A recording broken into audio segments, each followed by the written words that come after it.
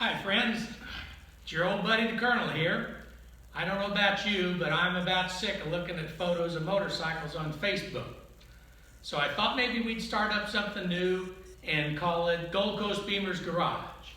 And the concept would be, let's take something that we know and share that knowledge with other members of the club who might benefit from that. So I gave some thought about what I might know that nobody else knows, and frankly, I couldn't come up with anything. But I thought maybe a good thing to talk about today would be torque wrenches. So give me a minute and we'll get started here.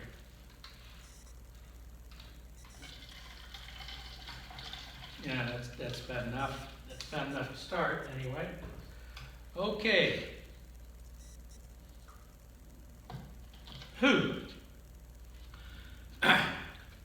The dictionary defines torque as a twisting motion that causes turning, a twisting force that causes turning. And we hear about power of motorcycles being measured, how many foot-pounds of torque in cars, how much torque it puts out. But the kind of torque we're going to talk about today is the kind that we apply to various fasteners on our motorcycles. And there's any number of fasteners on the motorcycle or any number of opportunities to use a torque wrench if you're doing your own maintenance on your motorcycle. For example, spark plugs, lug nuts, drain plugs on your engine and your gearbox and your final drive. There's frankly a torque specification for every fastener on your motorcycle. And if you have a maintenance manual for your particular bike, you'll find all that information in there. If you don't, I'd suggest go to the BMW MOA forum and post your question there. They have a whole maintenance section, and if you don't see your information that you need listed there, if you post a question, you'll have an answer in no time. There's a lot of very knowledgeable people there. So let's talk about why it's important to measure torque when we're tightening things. Now, if you've been around long enough, and I have, you have tightened a fastener to the point where it just went like that, and the next word out of your mouth began with mother. So we want to avoid those situations where we tighten the fastener so tight, it snaps off, it strips the thread either on the bolt, or if it's an internal thread, on the case, or if it's a stud on a cylinder head, strip that. Now, on the other side of the coin, we want to get things tight enough because, number one, you don't want them coming loose. And number two, on things like drain plugs, if you don't get them tight enough, potentially they will leak. And hopefully you would see that leak before all the lubricant leaked out. But still, you want to get it tight just the right amount. So I can recall, getting down under there and turning that drain plug, and you're thinking, is that enough? Is that too much? It's kind of like prunes, are 2 enough or 5 too many? You just don't know. So a torque wrench is the thing that's going to be sure that you don't do any damage to your motorcycle and you get everything tightened up to spec. So, in the good old US of A, we measure torque in foot-pounds, or smaller increments called inch-pounds. Now, the rest of the civilized world measures torque in Newton-meters. So most of your torque wrenches will be able to measure both foot-pounds and Newton-meters. It'll have a setting for one on one side and the other on the other. If by chance it doesn't, you can go online and you can say how many Newton meters is 50 foot-pounds, and it'll tell you, and you can set your wrench there. There's a number of different types of torque wrenches, and they come in a number of different capacities. Let's talk about the types first. Here's one, and I'm going to walk it up to the camera because my camera person is on lockdown in their home. But this is a very old torque wrench.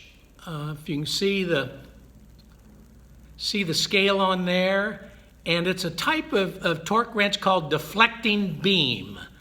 And what it is, these were what you used way back in the day.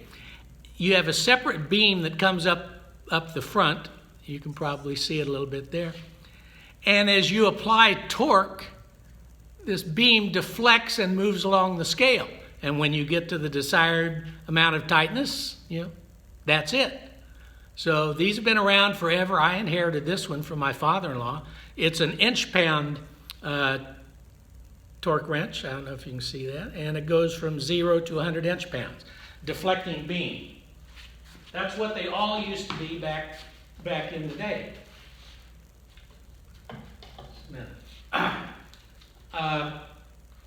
The type that's probably most common now is a type that's called the click type. And the reason they call it click type is you set the desired amount of torque on the wrench by turning the handle and watching the scale. It moves a bit like a scale on a micrometer. You twist it up until it gets to where you want to go. And then as you tighten the fastener, when it gets to the desired amount of torque, it will click a little bit. It'll break away. And that's why it's called a click type. Now, these click types also they ratchet. So you can tighten and loosen. But I would suggest that you use your torque wrench only to tighten. If you need to loosen something that's tight, you're better off to go get a breaker bar and get it loose. If you tighten something up and then you immediately need to loosen it, you can switch it around and ratchet it back. That's fine. But don't use it as a breaker bar. This is one that I bought a few years ago, and it measures newton meters on one side and inch pounds on the other. Now, I may have mentioned it, but an inch pound or a foot pound is equivalent to 12 inch pounds. So if you have an inch pound torque wrench and you get a torque setting that's in foot pounds, you can do the conversion. And if your torque wrench will accommodate it, you can use that. Now, all torque wrenches have a range. There's no one torque wrench that will go from 5 foot pounds or 14 inch pounds all the way up to 150 foot pounds. So that's why they come in different ranges and different sizes. Now, this one is an old one, a click type. Again, I probably had this one 30 years. This is a Craftsman, and it goes from about 10 up to 105 foot-pounds.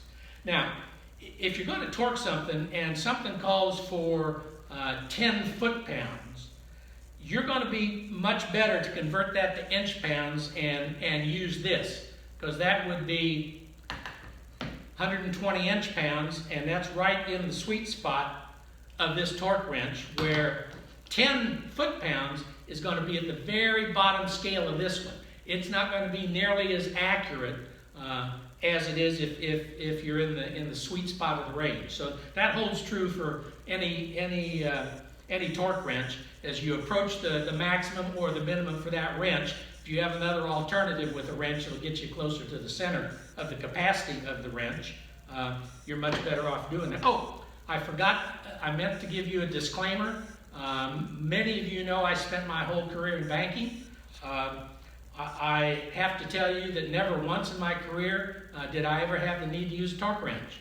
So I did get torqued quite a few times, but I never had to use a torque wrench. So all this information, take it with a grain of salt. And beyond that, I didn't even stay in a Holiday Inn Express last night. So,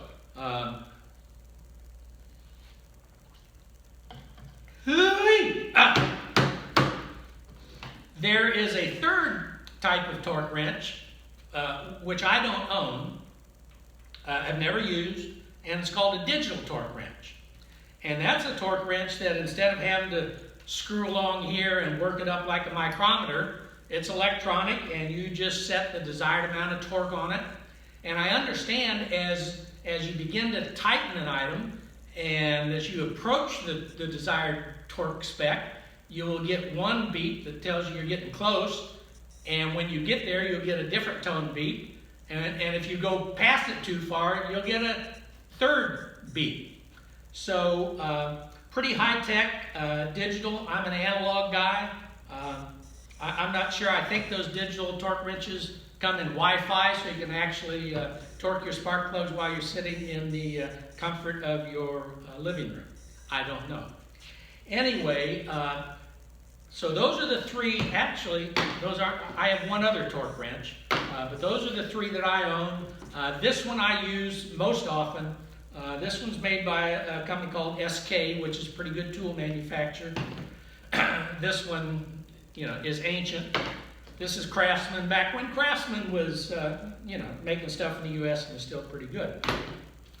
The other torque wrench I have reminds me of that scene in Crocodile Dundee, where the guy jumps out with a knife in front of Crocodile and his girlfriend, and she goes, "Oh, Dundee, he's got a knife." And Dundee reaches behind him and he goes, "That's a knife." Well, that's a torque wrench. This is a torque wrench that goes up to 300 foot-pounds. Now, you wonder why in the world I have a torque wrench that goes to 300 foot-pounds. I used to have, I still have, an F-150, and on my old one, if you were going to change the brake rotors or work on the front wheel bearings, you had to take the axle nut off, and the doggone torque setting spec for that going on was 290 foot-pounds. I thought, whoa, where am I going to find a wrench like that? So I started looking around on the internet, and boy, you didn't want to get one from SK that goes to 300 foot-pounds. Everything like that was in the $400, $500, $600 range, and lo and behold, my old friend Harbor Freight had one for 85 bucks. So I zipped down there and picked it up, and I've got to tell you, I got my money's worth out of it. I've used it 2 or 3 times doing rotors and wheel bearings on that on that truck.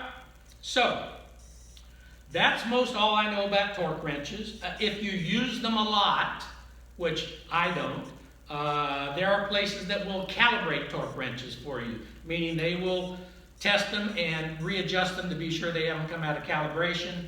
I don't use mine enough that I frankly worry about that. But that's it for torque wrenches. So stay tuned. We're going to have another episode coming up in a few days as soon as I replenish my